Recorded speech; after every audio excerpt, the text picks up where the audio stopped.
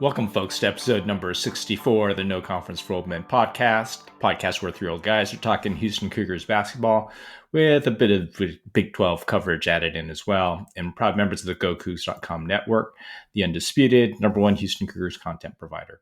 And we're back with all three old men after Feast Week. Bill Walker, former player, Tom Lydiak, former coach, and myself, Steve Chang, analytics guy for this episode. And after Feast Week, just like last year, it was a stiff early test with three tough games, and it was also a bit of a mixed bag like last season with better results, but still a lot of learnings about this year's team and what needs to be worked on moving forward. Cougars scratched out a tight 78-74 OT win over, I think, what might be an underrated Syracuse team to open up the Players Era tourney. Lost a heartbreaker to Tennessee 76-73 in game 2. Then finished off with third game 66-56 win over Notre Dame that, in my opinion at least, was not as close as the score indicates.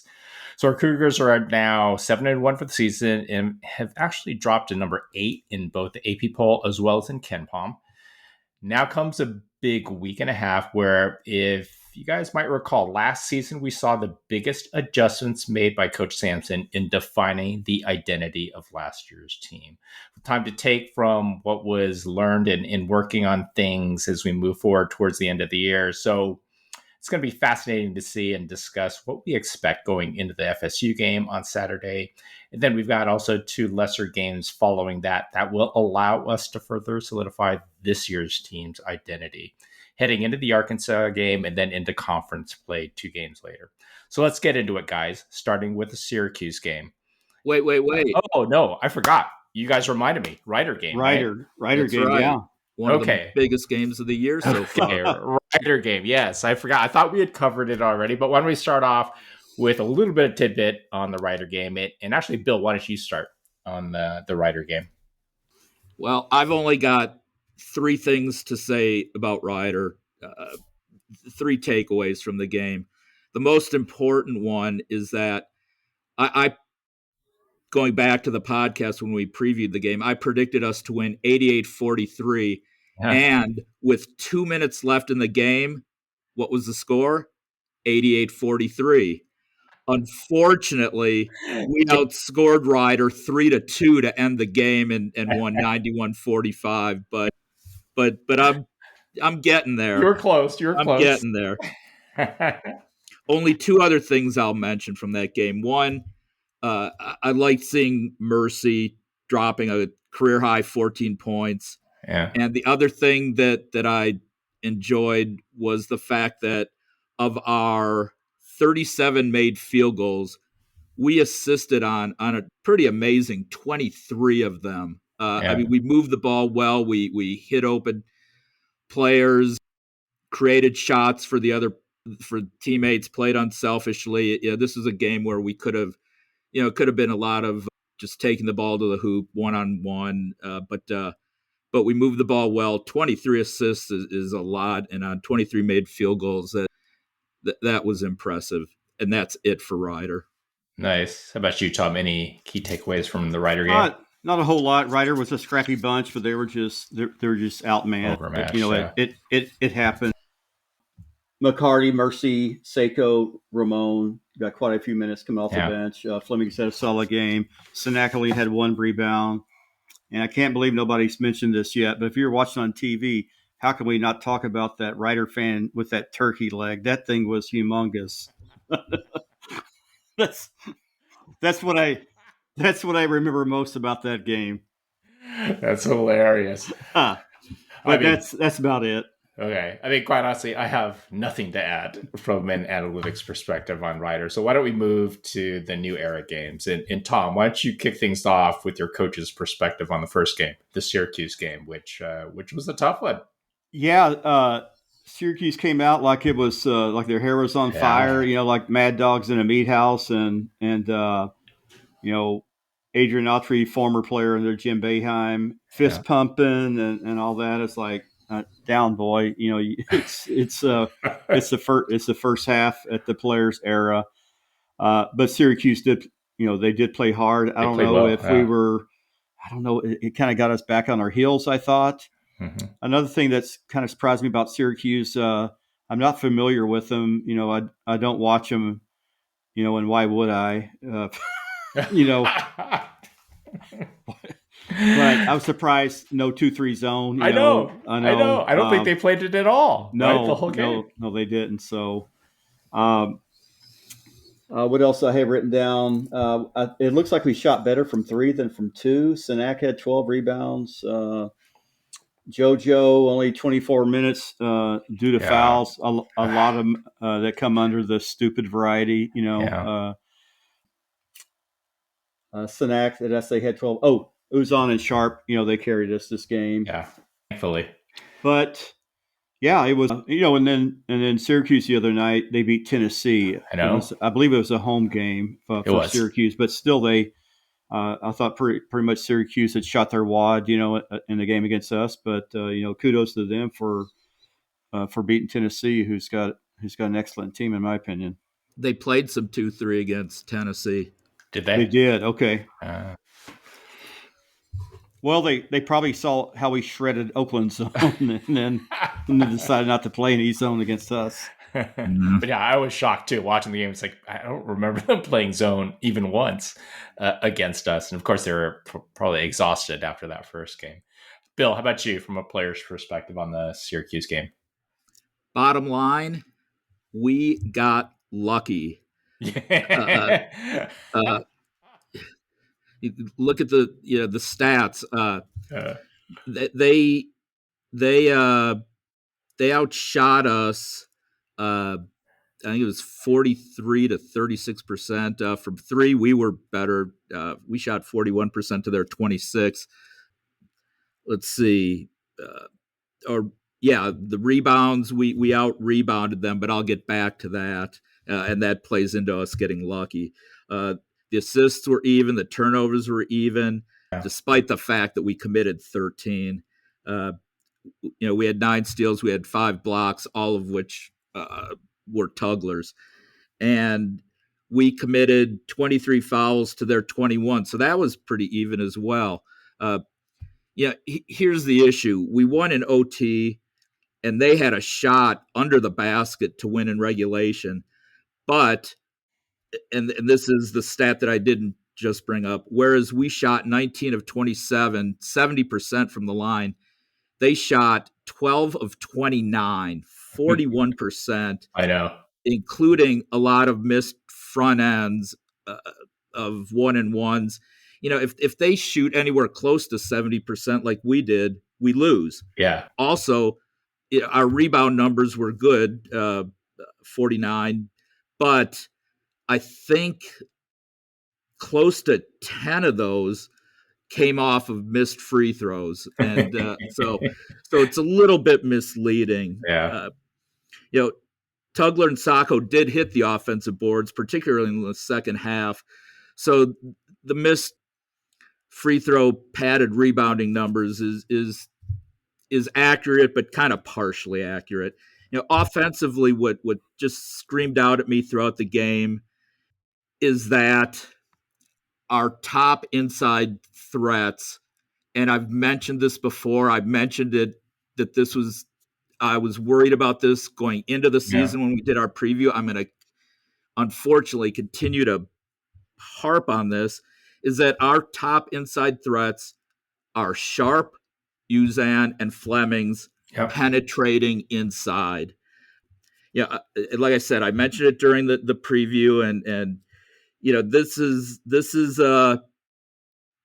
a case again where we really miss not only Roberts, more than anything Roberts, because he's played with his back to the basket, which we don't have anyone that does right now. But even Francis scored inside and hit free throws, really developed his game over the course of last year. But we do not have a big inside threat, and that we'll see what happens. I've seen Tugler's working at it a bit. He's not getting right to the basket. A lot of kind of jump hooks inside, and so it's still a work in progress. But Yeah, aside from the guards, we're going to see moving forward and probably for a lot of the season, lopsided free throw attempt numbers. And, same with Tennessee throughout, as we'll be talking about shortly, throughout the season. In this game, all of our offense came, as you mentioned, Tom, from Sharp and Uzan, who both scored 26. They scored 2/3 of our points. Tugler's 5 blocks, as I mentioned, were big, but he only scored 2 points and, of course, only played 24 minutes again due to fouls. Calvin after the game referred to him as Edward Scissorhands, which I thought was pretty damn funny. Yeah, pretty accurate too. But yes, exactly. Uzan had a great game: 26 points, 7 boards, 5 assists, 3 steals, and like I said, Sharp, who may not have didn't have a great shooting game, but he was 11 of 12 at the line, which was big. Fleming's 6 boards, 6 assists, but did not do much offensively. And Calvin, actually, throughout the entire tournament, Calvin was all over Fleming's and Sanak for their, quite honestly, for their poor defensive play. Yes. This was a really ugly, as will kind of be the next two, but particularly Notre Dame, ugly, and this was a lucky win. The good news is that we looked awful versus San Diego State and Notre Dame at this time last year, and look where we ended up. Admittedly, though, I have a few more concerns with this team than I did with last year's at this point, and we'll get into that. Yeah, we'll get into that. We'll have a segment after the summaries for these 3 games where we'll talk about what we expect to see. Honestly, even after Las Vegas, last year we had plenty of concerns as well, but we'll get to that. And this Syracuse game honestly surprised me a bit, and we've talked a little bit about it since Syracuse has been awful these last few years. And if you look at the stats so far, as we did the previews last podcast, Syracuse has been elite this year on D. Really leading a lot of the key metrics with all the analytics sites, but I still had assumed that we were going to crush them. But in the end, it ended up being a really tough game where Syracuse actually had the chance at the rim to win in regulation, if not for that key block by Tugler. But I actually do believe at this point, Syracuse is probably, a good bit better this season, as is reflected by their win over Tennessee last night. Now, from an advanced analytics perspective, we were good on D, but not great. We limited Syracuse to 26% from three-point range, blocked almost 16% of their shots, but somehow they still ended up being scorching from two-point range, hitting almost 60% of their two-point shots, where we've historically been giving up 45% from two-point range. Thankfully, as you guys had both mentioned, Syracuse only shot 41% from the free throw line. Otherwise, it would have been trouble for us. Now, on offense, our effective field goal percentage was a miserable 45%. But thankfully, we got out of our funk from three-point range, shooting at 41% from three-point range. But on the flip side, when you shoot only 33% from close range and turn it over 17% of your possessions, you really make it tough on yourself to win. But hats off to our trusty veteran guards and Uzan and Sharp for leading the way with 26 points each to secure the win. It was actually, quite honestly, great to finally get them going. Tugler, again, constant foul trouble, and it really needs to stop reaching for steals. His arms are long enough to deflect balls without constantly getting cheap ones poking at balls down low. But we'll talk a little bit more about that later as well. Now, how about the tough Tennessee game? Bill, why don't you go first with your thoughts on the tough 76-73 loss? Well, I'm not quite as down after this loss as I was after the Syracuse win. Yeah, we played way better. Yeah, there were some continuing problems, but overall, I thought it was a solid effort. I really liked the way we played early. Flemings came out strong on both ends, which he didn't. He was kind of invisible almost invisible in the Syracuse Yeah. game. Tugler was active without fouling. McCarty hit a couple shots, which hopefully can become a trend as we get into the conference. Mercy looked good at the defensive end, especially. And Harwell, I thought, came out pretty solidly on both ends. We clamped down on their top scorers, Amant and Gillespie, who I previewed, and we looked good. Unfortunately, and I'm going to hit this again and again and again, the lack of anything inside led to offensive droughts in both halves. The perimeter game continued throughout the second half while Tennessee used their height to score inside, draw fouls, and unlike Syracuse, hit free throws. One play that I'll bring up, and I typically don't focus on individual plays, but one play that I really thought cost us the game, quite honestly, late was a missed free throw by Tennessee. I think it was Boswell. And Jalen Carey just launched his forearm / elbow into Tugler, got the offensive rebound, and scored. Just a brutal no call. And if we get that rebound, I think we end up winning the game. But yeah, that play did not particularly sit well with me. For the game, we took 10 more shots than they did. We basically shot the same from the field, 47 to 46%, which is better for us. Rebounds were virtually identical. Assists, turnovers, blocks were all the same. The big difference was they were 23 of 29 at the line. We were 8 of 11. Yeah. We committed 21 fouls to their 15. They do have a really big team, so I expected them to shoot more free throws and go inside, which they did, and again, not unexpected. But this type of disparity, again, is going to be the norm if our offense remains so perimeter focused, and we're shooting from outside. We're not going inside and drawing fouls, and that's just going to be what happens. In this game, it was Uzan and Flemings that carried us offensively, and get used to hearing Uzan, Sharp, and Flemings, those names a lot, I think, this year. Senac had a second straight double-digit rebound game, which was good. Tugler actually led us with 5 assists while playing a pretty solid game, and actually I was thrilled to see that Tugler played 33 minutes. What's not good, and Calvin's been on this team about this, and I mentioned it in reference to Senac and Flemings, is the defense. And he was, I know, very unhappy about this game. We gave up 20 points. Now, granted, there were fouls, but we gave up 20 points over the final 6 minutes of this game. And, you could see that we're still having some difficulty on defense, the rotations, the fouling. It's somewhat mediocre right now, but, based on U of H's standards, I see this as an absolute area where we are going to improve. No question about it. The inside scoring, I'm worried about, and again, we'll talk about that. But the defense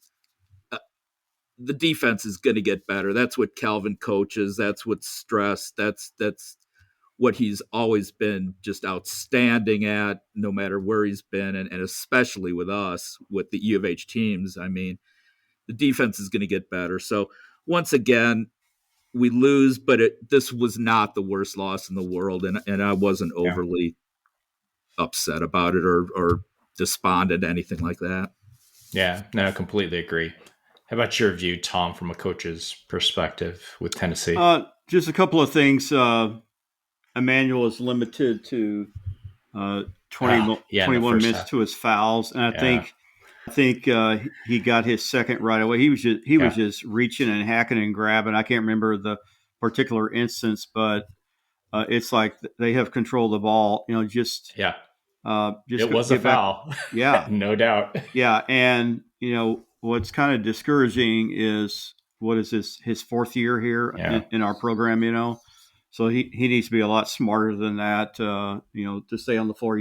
He's hurting the team when he gets in foul trouble. It's not just smart basketball. Fleming's had a hell of a game. And then Bill talked about I think he talked about the scoring drought, right, Bill? The 7.5 minute scoring drought, Yeah.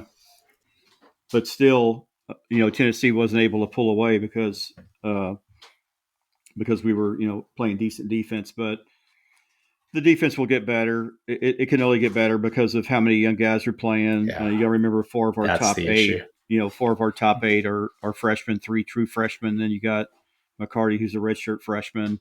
Seiko is, there's the 5th guy of our top 8 coming from different programs. So it will just continue to get better. That's all. That's all you could say. You can't just sprinkle. I agree. You can't just sprinkle some pixie dust on these guys, and all of a sudden they're playing defense like 6-year Juwan Roberts or JVA Francis or Jamal Shedd, Marcus Sasser. I think it's like a new era for Houston Cougar basketball. We're so used to these veteran teams past couple of years, and now we got these talented youngsters, and we're not used to this. The growing pains, right, associated with that. Yeah, and don't forget Malik Wilson. Yeah. Oh yeah. Yeah, we don't have anyone to kind of replace what he brought. And the thing about Malik is, it took Malik his 3rd year before he started playing like he did, last year. And Juwan Roberts took him 5 years, before he, started to score a little bit. There'll probably be some players that play here 4 or 5 years, but a lot of our guys we're recruiting now, they're not going to be here, as long. So it's a double-edged sword. Fans just got to be patient. Kelvin Sampson's not an idiot. He knows what he's doing. You still have people should have learned their lesson last year. You still have people that are doubting Kelvin, and it's like, in the boards, yeah. Oh yeah, it's like I was having deja vu all over again. I thought I was reading last year's threads. Yeah, it had me confused, and it's like, haven't you guys learned? Trust the GOAT. Yeah.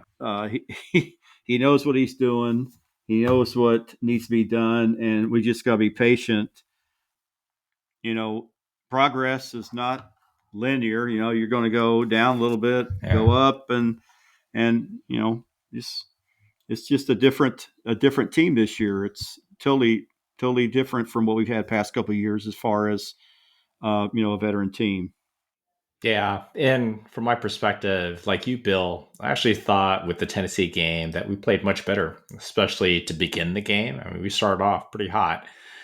However, that stretch to end the first half and begin the second was just really difficult to watch. I knew it was going to be a tough game. It's Tennessee, but with Sharp in foul trouble, 2 minutes into the game, it gets really tough to be beating teams like that. And he never got in the groove after sitting so much in the first half. Nope. From an advanced analytics perspective, we were, again, just good on D, but not great. Similar to our game with Syracuse, and this is going to be kind of a recurring theme, we limited Tennessee to 29% from 3-point range, which is great. Blocked almost 12% of their 2-point shots. But again, somehow Tennessee was able to shoot a scorching 56% from 2-point range. And just to give, folks listening a reference compared to like last year or kind of our norm, the last few years, that's 10 percentage points higher than our historical 2-point field goal percentage D numbers. Now, on offense, we shot much better overall with our effective field goal percentage up to 53%, and our offensive rebound was really elite at 45% levels. And we almost never lose when those numbers are at that level. But unfortunately, as you guys had both highlighted, the free throw disparity was huge with the 29-11 comparison, which was not, quite honestly for me, I didn't expect it. I know we don't have the low post presence with Roberts, but we do have a couple guards that are taking it to the hoop. And I think that's what Sampson's complaint was against a very physical D like Tennessee. They play rough and tumble just like us. There's no way, even in this game, for the disparity to be 29-11. But at this point, Well, it is what it is. Yeah, the other thing, Steve, is that historically under Calvin, all the previous U of H teams tend to commit more fouls. We're far more aggressive than anyone defensively, and we're going to commit more fouls. So, that's going to be the case. And agreed. With Tennessee, one of the reasons they shot so well from 2-point range is because they're so damn big, and they get the ball inside, and byproduct of that is that there are going to be fouls. So it wasn't entirely surprising to me that the disparity was what it was, although it was pretty 29-11. That's three times. I mean, that's almost 3 times the number of free throws. That's And Kelvin mentioned that post game. He absolutely did. Yeah. I mean, but like you guys had highlighted, silver lining is that Uzan seems to be out of his funk offensively, taking it in for the mid-range floaters, as I had highlighted, and it's always been so effective. So it's great to see him doing that again. And Fleming's had another stellar day. And it was nice to see, as you guys had both mentioned as well, McCarty finally having a decent game. It's his first decent game so far this year. And honestly, I was surprised that he didn't see much, if any, time in the second half after going 2 of 3 from 3-point range. So I don't really know what was up there, but we'll get into that a little bit later as well. But and then finally, let's get to the 66-56 win against Notre Dame. Tom, why don't you kick things off? And what was your perspective from a coach's view on the Notre Dame game? I think we started off. We had a 26-4 lead, I think, and we started to get some other guys in the game, and I just kind of thought we lost some momentum there, and it was hard to get back. And you let a team hang around. It makes it interesting at the end. We played a lot of people though too. Yeah, right? If you look at the lineups, I don't know if that's the game Sedlot played 8 minutes, but I like the way when Sed comes in, he plays with a lot of energy. Ball screen defense. He's out there. He's moving his feet. And then the key thing with that is that when the guard gives the ball up, how fast Sed gets back to his man. And I think JoJo could be taking notes there, because a lot of times JoJo, I don't know, just Sed seems like he has another gear, and I don't know. It's I just like the way Sed came in there with his enthusiasm. Kind of like to see him maybe get a few more minutes in games that count, but we don't see what goes on at practice. But you got to remember we had to use Sed a couple of years ago, against Hunter Dickinson, and he didn't hurt us. I mean, he actually, he hurt him. He did. That's right. Sent him to the tunnel at locker room with a shoulder injury or whatever. No, but I'm just trying to give Big Sed some love there, because I love what he's. He probably works really, really hard at practice, and it's nice to see him get rewarded. But like I was saying, 26-4 lead. We brought some other guys in, and let Notre Dame get back in the game. Would they cut it to like 4? I think that's after that guy. He banked 2 free throws in. Was he trying to do that or what? Yes, he was. That's how he shoots them. Really? Yes. That's how he does it. Okay. Yes. Well, use what's up there, right? Yeah. I used to do that playing horse. I never considered doing that in a game. Nice catch, basket. It's like when he put it back. Anyway, so that was my take of the Notre Dame game. It's kind of one of those games where you think we're gonna blow them out, and then you got to hang on at the end. And it's a W, but a lot of times for a lot of people it leaves like a bad taste in their mouth. That we had to. It's like when you're blowing a team out, and you put your scrubs in, and they lose the lead, and then you got to put your starters back in with about a minute left in the game, preserve the win, and then you're just more pissed off than anything else. That's a perfect description. How about you, Bill, from a player's perspective of the Notre Dame game? I've got virtually nothing to say about this Yeah. game. Third game in 3 days, great start. Yeah. Up by 22. Yeah, even though we only gave up 56, Calvin was still really unhappy with the defense Yeah. again from Flemings and Sinak, Yeah. the two It's freshmen, true. and you see it based on the minutes that they played. They Yeah. especially Sinak, he did not play many minutes in 15 that game. minutes. Yeah. Yeah, and I'm sure based on that, and actually during an interview after the game where Sharp had mentioned his own defense and leadership, which I loved hearing. He had mentioned that this week's practices were probably going to be a bit brutal, Yeah. and I would imagine that's absolutely Yeah. correct. Yeah, uh, really the one good statistic, or the one statistic that I took away from this game is that we only committed 5 turnovers, which is Yeah. a season low, Yep. and really good. Admittedly, Notre Dame does not pressure the ball Yep. at all, so this would have been the game to protect the ball, and fortunately we did. Bottom line, this was a really, really ugly game, and that's about all I've got to say. I mean, for me, yeah. I mean, it was weird. We led from start to finish. The game was really never in doubt. Lots of kids played, and I think the kids were all tired at this point. 3 games in 3 days. I expected to win going away, and I think the game was just not as close as the score indicated. If you look at the advanced analytics, we were excellent on D when our starters were in. But like a broken record during this Vegas tour, similar to our 2 previous games, we limited Notre Dame to 21% from 3-point range. It's stellar. I mean, that's exceptional perimeter D, and blocked almost 14% of the 2-point shots. But even Notre Dame was able to shoot 50% from 2-point range against us. And I mean, that's got to be an area of focus, this week. And as you kind of highlighted multiple times, Bill, it's Sinak on D when we're talking about the scoring that's occurring from 2-point range. Now, on offense, it was our worst shooting night in the Players Era tourney with effective field goal percentage at only 41%. Shooting poorly, quite honestly, from both 2-point as well as 3-point range. But again, I attribute that to playing lots of kids, usually our bench players.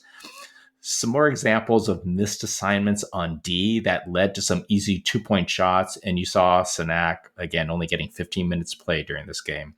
But it was nice that our veterans in Uzan, Sharp, and Tugler all played well during this game until Tugler, again, fouled out. And it was actually nice to see Ramon Walker actually finally get some meaningful minutes this game. And, to end the game, he was a player box score plus 17.5 for the game. So good for Ramon. Yeah, he played well. Yeah. And he got the minutes, and he seemed very relaxed, right? And not rushing things. But let's talk about, before we get to the FSU game, right? Kind of a postmortem of the Vegas tourney as a whole. What are some of the takeaways that you guys saw, and what are your expectations? Because again, like last year, we saw the biggest change after Vegas when there was enough time for the coaching staff to think about it and really double down on what the identity is going to be, for last year's team. And I expect the same thing to occur this year. And so, Bill, why don't you go first? I mean, what are some of the takeaways that you've got from a player's perspective, and what do you expect to see change kind of going into the FSU game? Well, I liked when Calvin was interviewed and he referred to W's and L's, and instead of wins and losses, he referred to them as wisdom and learning. Yeah. And that's why it still makes absolute sense to say that despite the ugly wins, the only the one loss, Yeah. but the not great play, the not consistent play so far, it's still really early, and we are going to be okay come March. And I wholeheartedly believe that. to an extent. Yeah, I mean, I'd want nobody else working with this team, and in terms of putting us in the position we need to be in at the end of the year, Calvin can absolutely get that done. Now, at the same time, and again, I'm just beating the hell out of a dead horse that I've been beating forever. I still see no replacements for Roberts and Francis on offense inside. And what do you think the solution is on that front? What do you believe? I mean, again, I'm not saying it's going to happen, but what do you think is our best option to address that weakness? Right now, I don't know. I don't know, because I mean, Sanak is a face the basket player. He's Tugler has done some posting up. He's not posting up and just getting in for layups or dunks like and Roberts didn't particularly dunk the ball, but he got in for spin, get in left-handed maybe layups. Hooks. Yeah. And Tugler's most of his inside game has kind of been the jump hooks from close, but he really is also more of a kind of face the basket player. And in fact, when he and Sharp were interviewed after the Notre Dame game, and like I said, Sharp was talking. Well, Sharp, as I mentioned, was talking about how he needed to be a better leader, especially on defense, and he was bemoaning the fact that we had given up the 20 points over the final 6 minutes. When they asked Tugler what he needed to focus on going forward, I was hoping he'd either say, stop fouling. Yeah, I mean, that was number one. But number two was to say, continue to develop my inside game on the offensive end. But he said, I need to be a better offensive rebounder. And that's great. But that is true. But being an offensive rebounder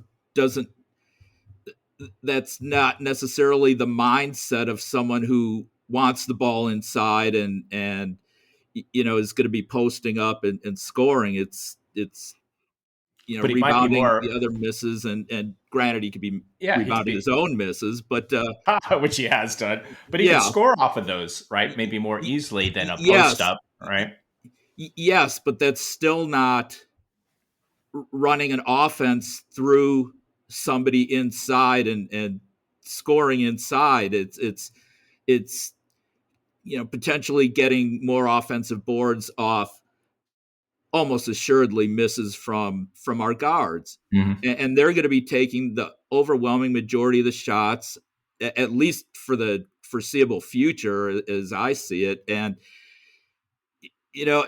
as much as, and people that know me from growing up and playing, nobody loved to shoot from the outside more so than I did, or just shoot, period. But but I don't know that's a long-term winning strategy, just winning way to play, because you're not going to be hot from the outside all the time, and we've demonstrated that so far. And I'm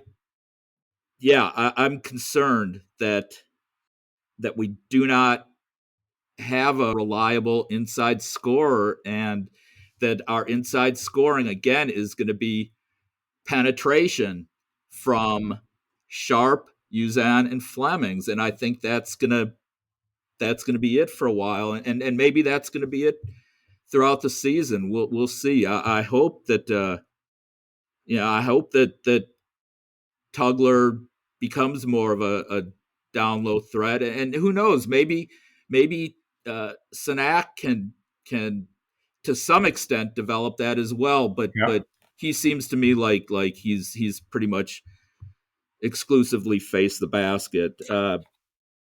So that's my concern going forward. Right now, I will say this: last year, coming out of Las Vegas, and we were only 4-3, but I did feel a little better about this team. I mean, we lost in overtime to Alabama, who a lot of people, including myself, thought was the second best team in the nation behind us at that point last year. Mm-hmm. That was a game where the entire team fouled out except for Cryer, and ended up losing in overtime. We lost because of and not to go into depth on a game from last year, but it was a game where we lost Mark Sears and let him shoot a 3-pointer from the top of the key to tie the game later. Else we would have won that game.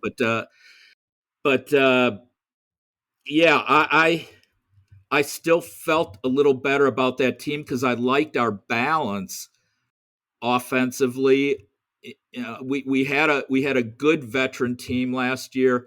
Yeah, we slept walk through San Diego State. We looked just as mediocre against Notre Dame, but then it all turned around. This year, I right now I don't know that I don't think we're a top 3 team in the Big 12, and I think Arizona right now is better than we are. I think right now Iowa State's better than we are. Yeah. And I think you could certainly make the argument that BYU right now is better than we are. And despite the fact that they got just blitzed by Purdue, I think we're kind of neck and neck with Tech right now. So we're not great. And I actually am not 100% convinced that we're top 8 at the moment. Mm-hmm. Okay. How about you, Tom? What was your takeaway from Vegas and the adjustments you're expected to see as we head into FSU? A lot of chatter, on the message boards about, lack of an inside game. College basketball, you can't make a trade midseason. We have what we have, and that's Tugler and basically Sinak. Khalif is just in there for defending and rebounding, and dropping off maybe for a dunk every now and then. So that's it. Those are the options. We have Sinak when he posts up with his back to the basket. Instead of ending with a jump hook, he ends with a fadeaway from the free throw line. It's I don't know, could be a strength thing. I'm not sure, but that's suboptimal when you're shooting you start off in a post move and you end up with a 15-foot fadeaway from free throw line. I've never seen that's his mindset. Yeah, I've never seen a big man's coach teach that. Said, okay, here's your go-to move. You're gonna shoot a fadeaway, from the free throw line. I'm not sure, what it is, whether it's a strength thing, but he's just incapable of, getting to the rim on his move when he starts backing in. JoJo, well documented so far this year. His struggles, down low with the ball. It's getting to the point where you can't use that excuse that he was held out of contact, for such a long time, because that's been probably over a month now. So he should have his so-called, sea legs, game legs underneath him. So I'm not sure what the solution is as far as, a low post game. I'm not sure how we. Yeah. Kelvin's a Hall of Fame coach. He's a GOAT. He'll figure something out. The free throw discrepancy. You're not going to get to the free throw line a whole lot when you shoot a lot of threes. Exactly. And we'll see. I mean, I think last year after the Las Vegas, I think we had more time. Remember how the games were spaced out so much last year? A few more days. We had a few more days. Yeah, and I remember Ryan Monso saying that nobody had fun that time off between Vegas and the first time we played. The staff didn't. The players didn't. He said Kelvin was on he called it a razor last year. Yeah. Defensively, we're just not as good as we were last year. Veteran team again. That's just something that you only get better by practicing and then going into a game situation and playing. So it's just one of those things where, we're only going to get better by playing more games.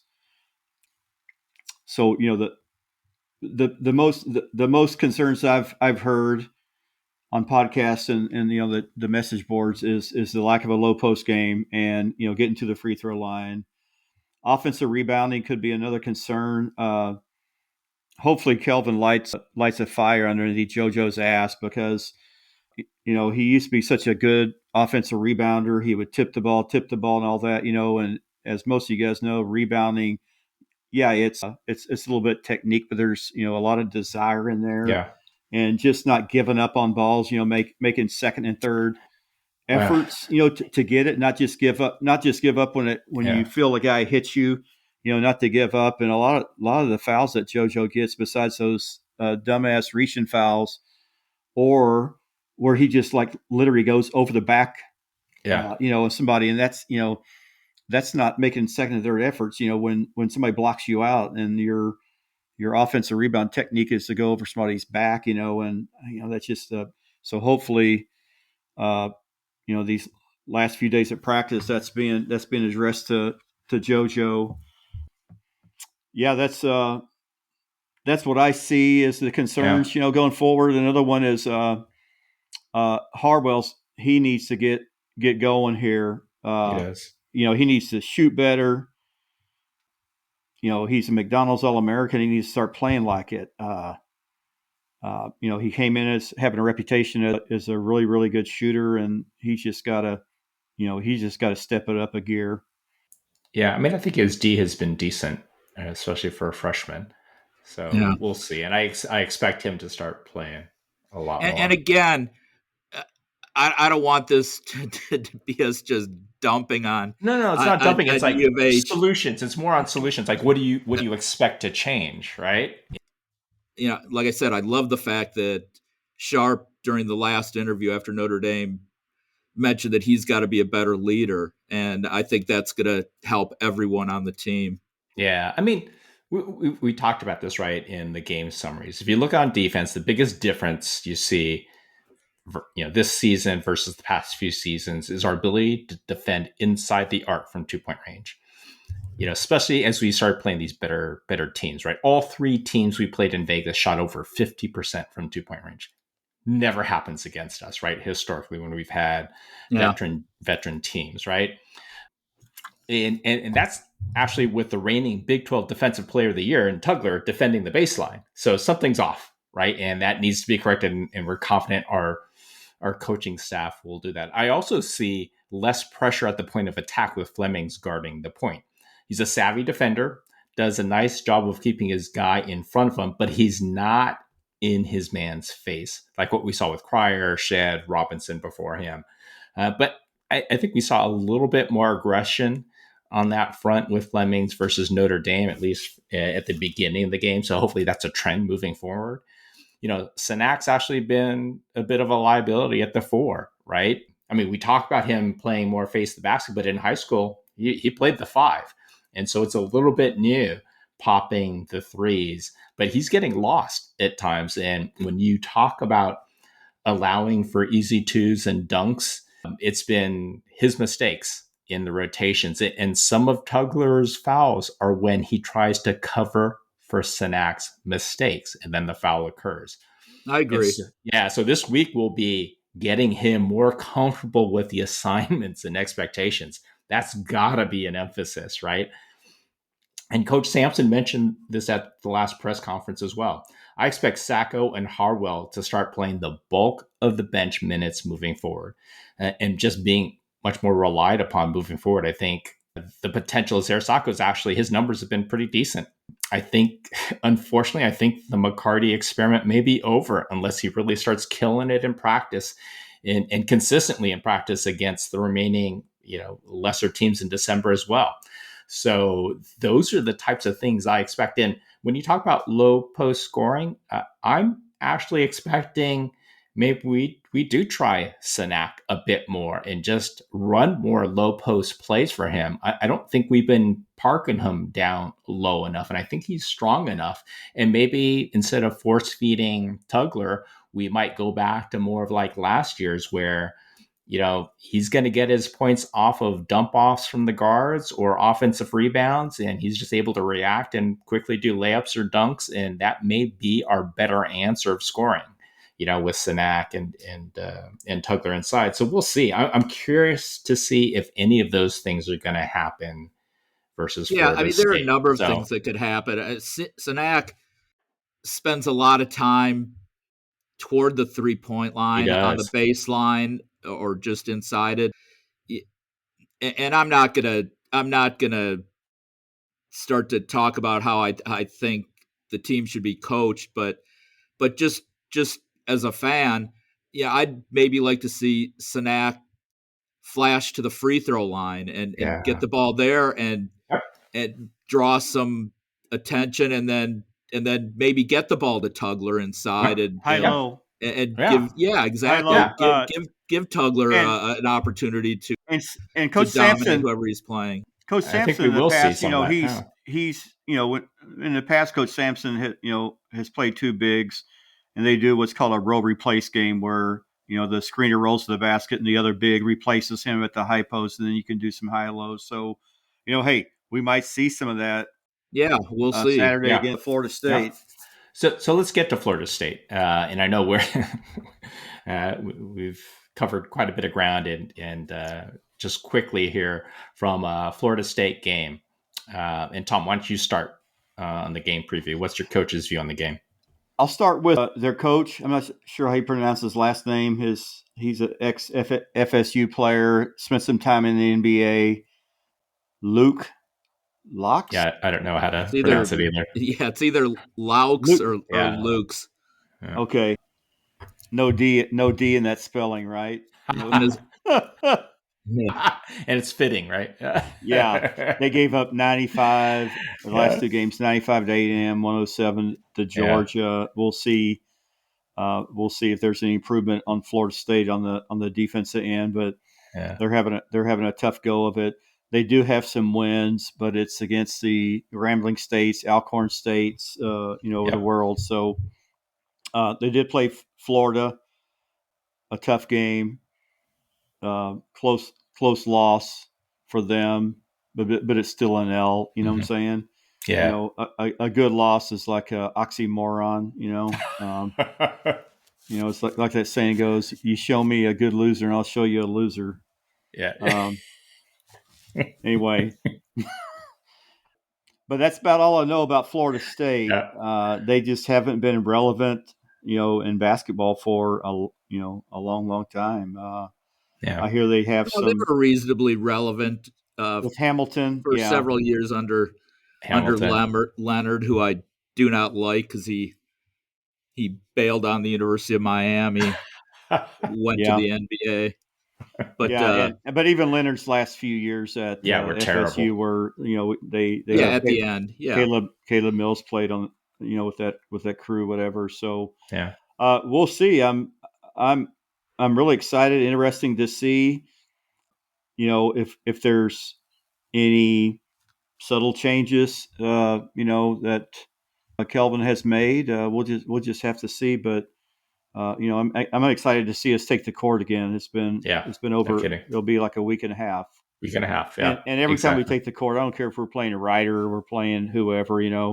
I just love to see our Coogs play. Yeah, exactly. How about you, Bill, from a player's perspective versus FSU?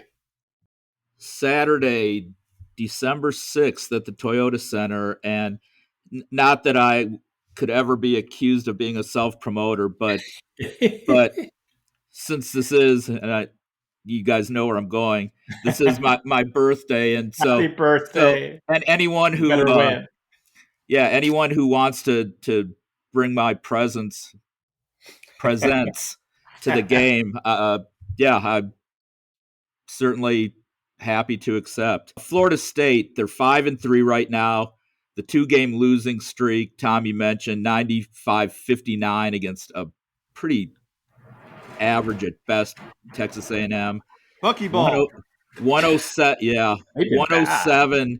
107-73 at home versus Georgia, who's not a great team either.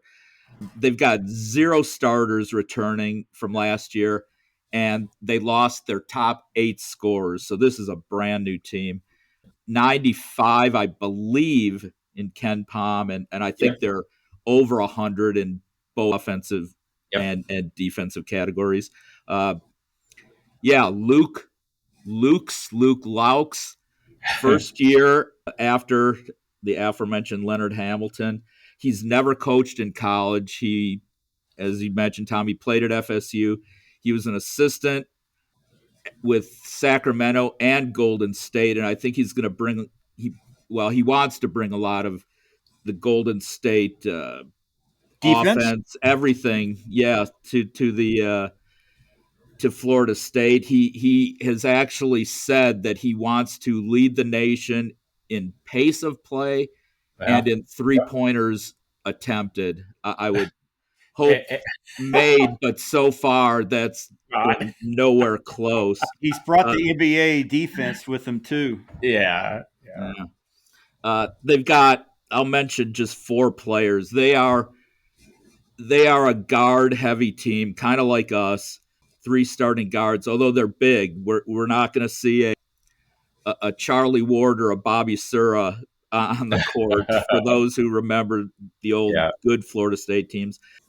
Their best player so far is a transfer. They're all transfers. Robert McRae is a 6'4", kind of combo guard, point guard, shooting guard, 14 points a game, 7 assists, 2 steals, 3.5 turnovers. And he has so far been about their best shooter at 41.5%. He started at Wake Forest, then he went to Jacksonville and transferred. He will probably be matched up, I imagine, with Flemings, I would think. LeJay Jones is a 6'7" shooting guard. 6'7". 13 don't points. Get that one, do you? Oh, yeah, I got you. Okay. Nice one. 13 points, 40% from the field, although 35% from 3. So he's okay, but he's their defender and solid swing man. He came in from St. Bonaventure. Their next guard, 6'5". So that's why I said no Charlie Ward, no Bob Sura. These guys are big. Kobe McGee, 6'5". He transfers in from Drexel, 11 points, 4 boards, 2 steals. He is supposed to be their lights out shooter. He shot 43% from 3 at Drexel last year. He's shooting 40% from the field this year. So none of their guards can hit anything so far. If they do, they could maybe be a bit more competitive, but so far they're not shooting. And when you're not defending as well, that makes it kind of a difficult recipe for winning. And then their lone good front court player, 6'10" power forward, transfer from Clemson, is Chauncey Wiggins. He's averaging 13.5 points, 5.5 boards. He's also shooting 38%, a big guy shooting 38% from the field. So, it's pretty anemic, but these guys are supposed to be able to shoot and to score well. So, the potential's there, but it just hasn't materialized against anybody good this season. Even the close game against Florida, I think it was 60-58. Maybe it was a low scoring game. They're not scoring points against good teams. They are going to play fast. Like I mentioned, they're going to work to shoot a lot of threes, a la Golden State. And if they hit their threes and do anything offensively, they could possibly keep this game maybe to within 12, 15 points.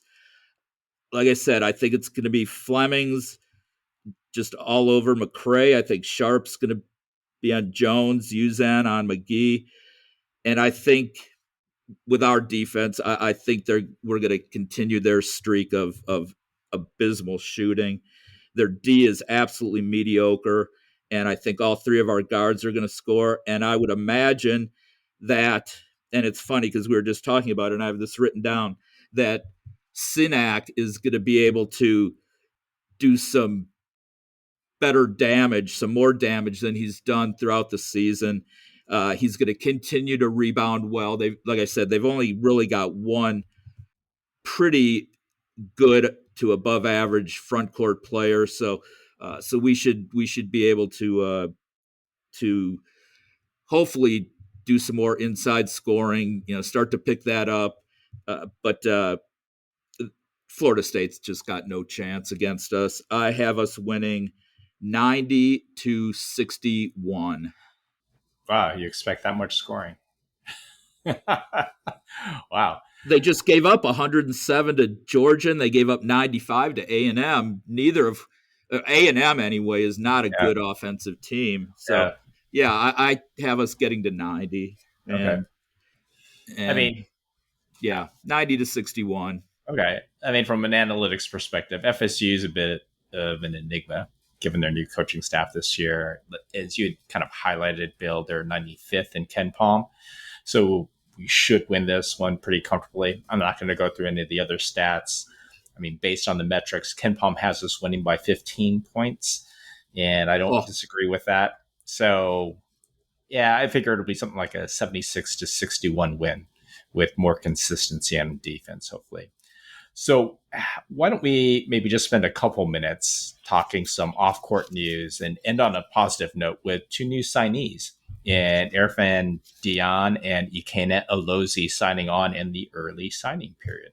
What do you guys think about the two new signees coming into next year, another kind of banner freshman class? Bill, what's your initial take? Well, I really thought we were going to talk about a game that we were looking forward to watching this weekend, and I noticed that on Saturday, prior to the U of H game, Hannibal LaGrange goes on the road to battle Western Illinois, and I'm really excited about that, and makes for a great game. I've been waiting all year to see Hannibal LaGrange. In terms of the players, I've mentioned it. We're assuming that Sinak leaves after this year, which I think is going to happen. Yeah, likely. Tugler's going to be gone. We've absolutely got to bring in front court players, and in this case, it's going to be a back to the basket front court player. So yeah, any front court player, I'm ecstatic to see come in, especially someone as high that highly rated. And then I will say exactly the same thing in terms of point guard. Yeah. We're going to lose Flemings. We're going to lose Uzan. And we're going to be left, the cupboard's going to be bare in terms of point guard. So, yeah, I think I love the fact that the two we've got coming in are point guard and basically a five. Yeah. That's great. Quite honestly, I think because we're going to be we are going to be starting from scratch. I don't necessarily think that we need to go out and recruit multiple four fives, and multiple point guards. I think we're going to want to go to the portal, which is not something that we're accustomed to doing, especially, outside of really Uzan.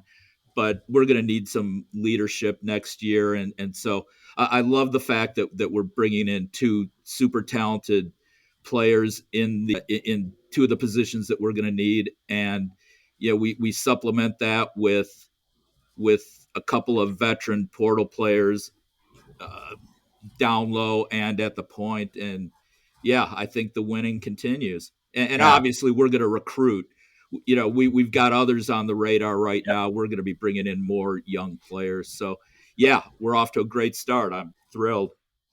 How about you, Tom? What's your initial impression of the two kids? I'll start with the Erfan Dion, 7'1", 290. We'll see what Coach Bishop can do with them, because there's definitely some work there, to do. as far as like on his body conditioning. Yeah. It'll be interesting to see what if Kelvin, sticks to the pick and roll defense with him. I'm not sure how well Yeah. He can recover, right? how well he moves. Because in the past, Kelvin had an assembly line players who were like in the 6'8", 6'9" range that had wingspans, but they were really, really agile type players. JVA Francis, Juwan Roberts types, Reggie Cheney. This is totally Carlton. Yeah. Carlton was a big guy. Yeah. Yeah. So it'll be interesting to see, if Kelvin decides this, we're going to stick to what we do, and kid, you're just going to have to do it, or he maybe tweaks some coverage up a little bit. But from what I've heard of this kid, he has a really soft touch. Yeah. Face up, mid range. Free throw. He can shoot free throws, etc.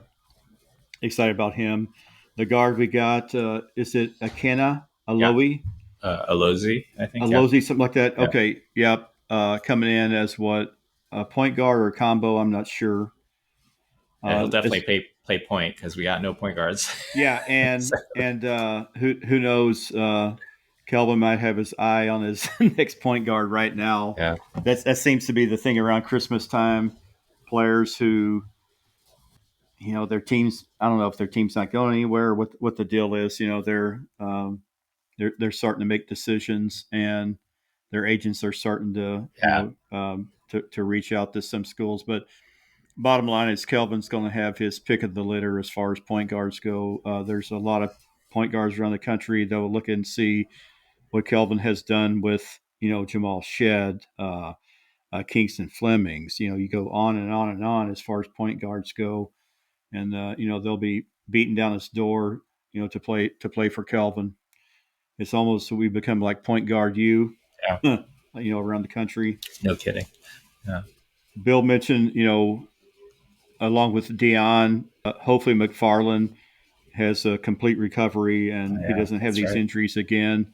And they'll give us some depth next year, but it looks like we're going to go to the portal. But we just have to see what happens with Sinak. Yep. Even Fran Fraschilla I think he said right now he thinks Tugler will need a fourth year, Possibly. Yeah. I would agree with that view right now as well. So we'll have to see what goes on with Tugler and Sinak for next year. But I'm sure Kelvin has a pulse on all this. This stuff. He's very rarely is he surprised with somebody.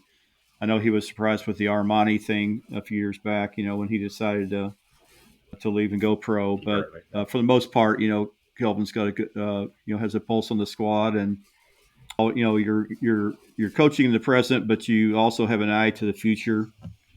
The future of the program. So I'm excited about what we signed so far. Those two kids sound like they're going to be really good players. Yeah, I agree. And you add on top of that rumors of potentially signing Caleb Holt in the spring signing period, and you're talking about a class that's basically equal to this past one. When we thought this was a once in a generation type class, this may become the norm as well. With Sampson as our head coach. I mean, like you guys highlighted, Deanne at 270, 7'1" is the type of center I've always dreamed of us signing. But it really hasn't been Coach Sampson's historical kind of type of center. That's typically more agile with long arms. But boy, this kid's, if you watch the tape, he's like a dancing bear. And Sampson has already talked about him coming in and needing to play at 270 or 250, like 250, not the 280 range that he's in now. And then he should be able to play the kind of D that coach expects. Like you highlighted, he's very skilled offensively and imposing on D, given his size. And the comp I would have is more like the old time centers. If you guys remember Kofi Coburn from Illinois that we killed, he kind of plays like him, or a Tito Horford if you want to go way back when, with the kid that was supposed to have signed with us and went to LSU. University of Miami. Yeah. LSU and then Miami, right? I think. And then yeah. started his career with the Milwaukee Bucks. That's right. I'd say the closest NBA comp in today's game is probably, I would say, a more active version of DeAndre Ayton. That's kind of who he reminds me of. Now, Alozi, I just love. Only thing I will say on him is he is a Jamal Shit clone in both game as well as body build type. Now, of course, he's defensive. Yeah. He's a great defensive guard. Yeah, so the test is going to be how he develops over time within kind of Sampson's system, and we'll see.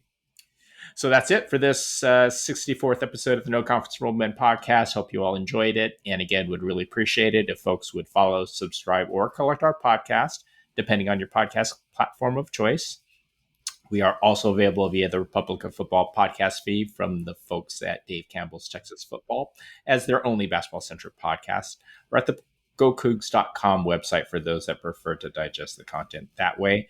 We appreciate the continued support from all. Also, please give us a follow on our Twitter account, No Conference for Old Men. And thank you all again for listening, and be on the lookout next week where we'll also start covering some more Big 12 games.